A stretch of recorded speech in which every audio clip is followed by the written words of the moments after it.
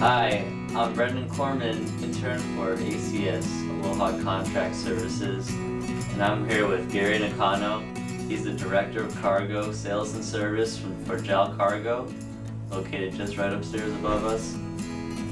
Welcome, Gary. Thank you. And I'm here today to ask Gary about some of the insides of the operation with JAL and their cargo side, and what direction their company is going, primarily after bankruptcy. So just wanted to ask where personally you first got interested in the industry and where you started off and kind of your initial path to the company. Well, I started actually working for the airline industry by mistake. I started off when I was a college student at the University of Hawaii. I was a bartender, and this guy came in and he asked me if I wanted to work for him as a freight forwarder, a freight forwarding job, and that's just the agents that send the cargo and they deliver it to the airlines. And I just was working there part-time. I used to do a lot of deliveries, and then after I graduated from college, he offered me a full-time position. And I was just in the right place at the right time because the company started with 3 people. I was the third. And within 2 years, we had like 30 employees. And I was just in the right place at the right time, like I said, and they needed an export import manager, and that's why I gained my experience. From then on, I used to go to Japan Airlines a lot, Japan Airlines Cargo. We used to do a lot of cargo, and they kept asking, hey, what are you doing? Do you want to, come over and work for the airline? And, I thought about it, but I didn't really take it seriously because I was a young guy, I was like 27. I was making good money with the import-export company, the freight forwarder, and one day I just decided to make the move, and that was in 1990, actually, 1990, and I've been in Japan Airlines ever since. That's the year I was born. We'll keep that a secret. Huh? Now you know how old I am. But yeah, that was a great year, 1990. So how has the company changed since then? What have been some things that have gone on with JAL and their cargo operations? Well, when I first started out in 1990, Japan Airlines had 3 flights. And as the company grew, as well as with the bubble, the so-called bubble in Japan grew, a lot of passengers were traveling. So basically, I was in the right place at the right time. Also, when the company grew in Honolulu, we actually before the war and before the Desert Storm War and stuff like that, 9/11, things like that, we actually went up to 15 flights daily. And that was crazy back then. We're operating 747 aircraft as well as DC-10s and MD-11s into Honolulu. Well, ever since 9/11, I'm sure it affected all the airlines as well as Japan Airlines heavily. Currently, we have 6 daily flights. We have 4 777 type aircraft and 2 767 type aircraft.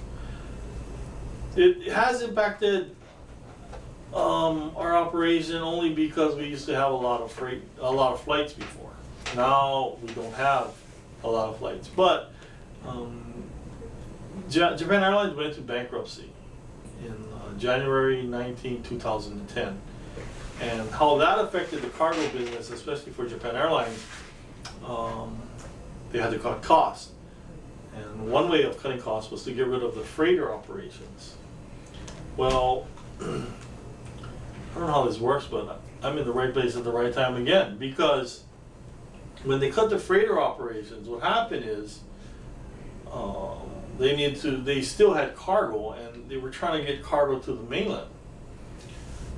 From Japan, from China, from anywhere, Southeast Asia, to Japan and then onward to the United States. Well, since there's no direct freighters anymore flying from Japan to, let's say, Los Angeles, or Japan to Chicago, Japan to New York, what they decided to do was use the flights to Honolulu.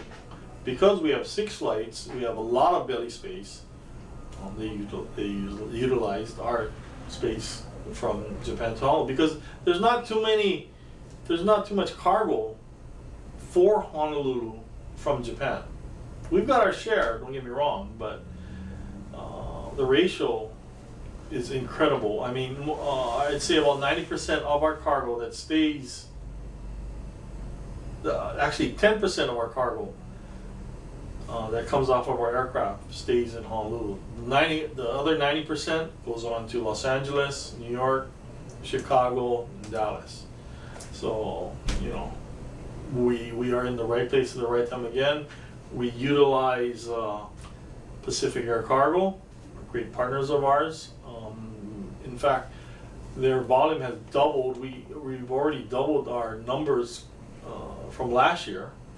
You know, we also use Federal Express, as well as the other passenger carriers like American Airlines, United Airlines, Hawaiian Airlines. So a lot of people don't know, a lot of passengers don't know, is that when you're flying in the aircraft, what's under you, the aircraft is full of freight, you know. So Japan Airlines does its share for commerce, or the between the Japan and the United States, and we do the bulk of it. And I'm proud of our station because we're just a small island, but we actually have the largest tonnage in the American region right now. And I think it's just being in the right place at the right time for some reason. Yeah, no, that's a good story. It's a great way to like save money too, like combining the cargo with the passengers, and then Exactly. just kind of utilizing your resources. And Hawaii's the perfect island, the right place to connect the east and the west and the west. Exactly. So. Right. And our aircraft, we used to fly 6 767 type aircraft, and the cargo loads in that was very limited. But now we fly 4 777 type aircraft, and the 777 can hold double of what a 767 can hold. Therefore, the capacity has increased drastically. And we're coming not only from Narita. We got 2 flights from Narita, we got 1 flight from Haneda, 1 flight from Kansai, and 1 flight from Nagoya. I think that's it. Yeah, so, you know, we're coming from different ports in Japan, and, you know, they're all coming to Honolulu, and then, you know, like I said, we transfer a lot of the freight. So has there been an increase in cargo recently with the added bigger sized planes? Have you guys tried to get more cargo on that?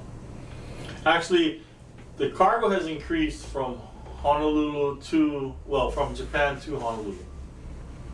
But the freight going from Honolulu to Japan, that's a different story. I mean, the competition is so fierce. You got Delta Airlines, you got United Airlines, you got Korean Airlines. Who else do you have? China Airlines, you have Hawaiian Airlines. Hawaiian Airlines has really increased their flights.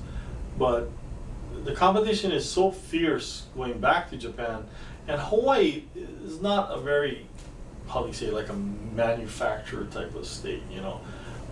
You have your share of like the chocolate makers and papayas, pineapples, but that only goes so far, you know. So going back to Japan, that's where the weakness is, you know? And I'm sure all the airlines were all scraping for every bit of cargo that we can get, you know. But for the most part, we're just a taxi cab going back to Japan, you know, taking back the passengers safely and stuff like that, you know. But our main business is in the inbound cargo. Okay. You know. I see. In Honolulu, anyway. Yeah, you can take me on that cargo anytime. I'm happy to add some weight for you guys. One last question I wanted to ask was about as like new students getting into the industry, and some interested in transportation or aviation. Why might one look at cargo as a working option as opposed to sort of the passenger side that everyone's really familiar with? What makes cargo like appetizing for someone getting into the industry to look into, as opposed to just being part of the passenger experience? Well, I'll tell you something. You know, if you work for Japan Airlines outside of Japan, so it's an international flight. Working international flights are a lot more detailed, a lot more. You need a lot more information. You become a little bit more. You become smarter. Domestic cargo flying to and from the United States is just a simple put it on a plane, take it, pick it up, no problem. Yeah. Flying cargo internationally, you have customs involved, you have TSA involved, the type of documentation involved. You know, it makes you a smarter person. You learn more. The more you learn, of course, the smarter you get, basically, right? But I think international cargo is intriguing because of all the different types of the ways to handle things. Because we import a lot of,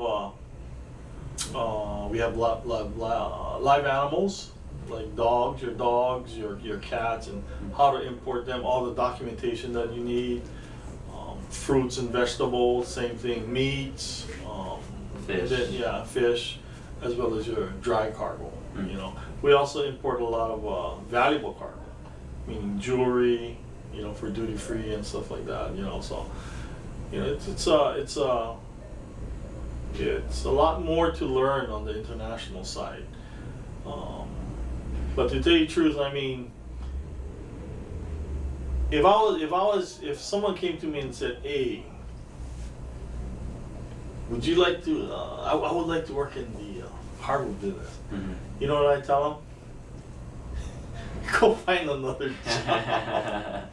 No, just joking. But you know, I mean, the airline business is a difficult business. It's very, very difficult. It's very volatile, but it is very rewarding, especially to me, especially in cargo.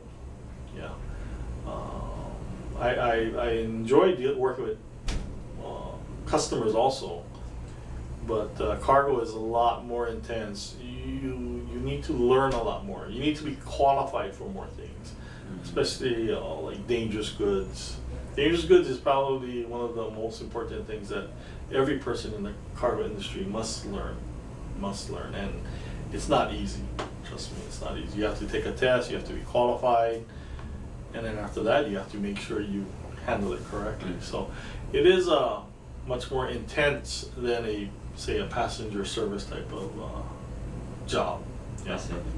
But a lot of people don't understand air cargo. A lot of times when my friends ask me, "Hey, what do you do? Do you offload and load the bags?" I'm like, no. This is all cargo, yeah. So it's a lot different. So you'd be very surprised how much people do not know about air cargo. Yeah. And that's what we're here for, to get more insight on the industry. Thank you, Gary Nakano, for coming in, giving us a chat about JAL Cargo and the industry in general. No, appreciate it.